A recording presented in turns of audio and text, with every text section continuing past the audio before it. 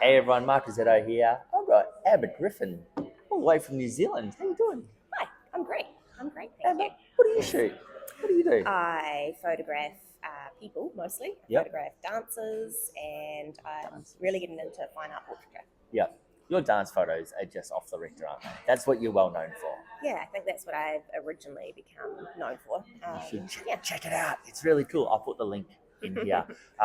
Your photos are amazing.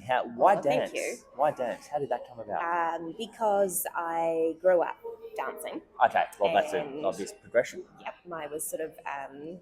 I come from a family of 3 girls, and I'm in the middle, and Yep. we all did ballet and all sorts of dance. It was just a really, really big part of my childhood. Yep. And I sort of pulled away from it when I became a teenager, Yep. and then got drawn back into it. Yep. Yeah. Awesome. And I think that having a background in dance has really helped me to understand form and line and what the dancers actually want from Yeah. their imagery. Yeah. Do you find that photographing dancers, you can see, you know what their abilities are, so you know how far you can push and how far you don't need to push, and what levels there are, and what they can Definitely. do and what they can't do? Definitely, and there is such a massive difference between photographing a professional dancer compared to photographing somebody who is still in those early learning phases. Yeah, it's cool. Yep. It's But it's a very cool. language, like with photographing dancers, they in their classes, like particularly with ballet, Yep. there are just there's a full set of terminology that you learn when you go through Yep. a childhood of ballet, Yeah, and yep. it's just speaking to people in a language that they can really understand. Yep. So, So when you tell them to do stuff, they go, "Oh yeah, I know what I'm doing there." exactly.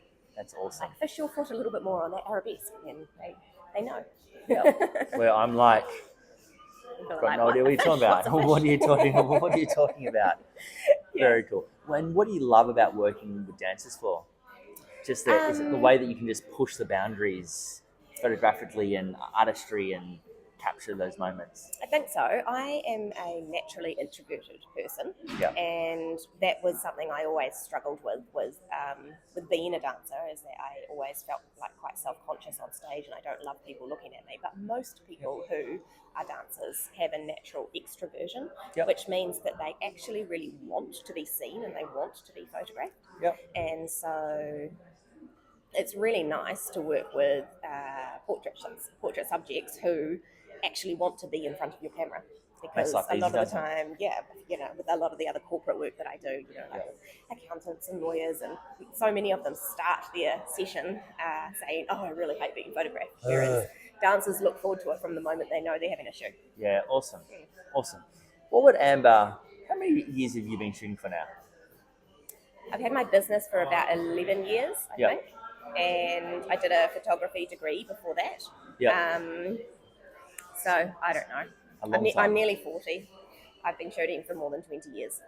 What would Amber today go back and tell Amber 20 years ago before she started her tertiary course, brand new student starting out, and you're like, "Hey Amber, I've been to the future. I just want to let you know this is some good heads up advice." Probably, I would have to say that I have really, young Amber, like just starting out, 20-year-old Amber, was scared of environments like the one that we're in at the moment. Yep, NZIPP, for those people that didn't know. Yeah, really scared of that, scared of approaching people, and scared of kind of putting myself out there. Yep. And so I hid in the shadows for a really long time. Yep. But I think that I would just say to her that actually everybody feels a little bit apprehensive like that. And some of the best friends that I have made in my life have come from being involved with this institute. Yeah. And you just have to be a little bit brave. Yeah. Back yourself. I think Just so. go do it. Yeah. Just go do it. There's definitely like no big giant regrets that have happened in my life. So Sometimes it's just is throwing anything I've you. like warned against. Yeah. Sometimes it's just getting thrown in the deep end and just do it. Just jump on in. I never made my history talk. I'm still only doing trim. We're on the live. We're on thing. live. That's okay. That's okay. You can come and chat as well. At least you didn't swear on it. It's all good. That was awesome.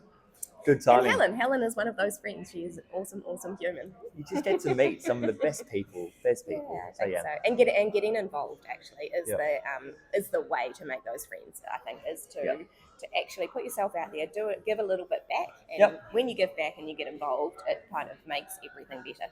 Yeah, cool. Awesome. Well, thanks for the chat. Really appreciate it. High fives to you. See you guys. Thanks for having me. Bye.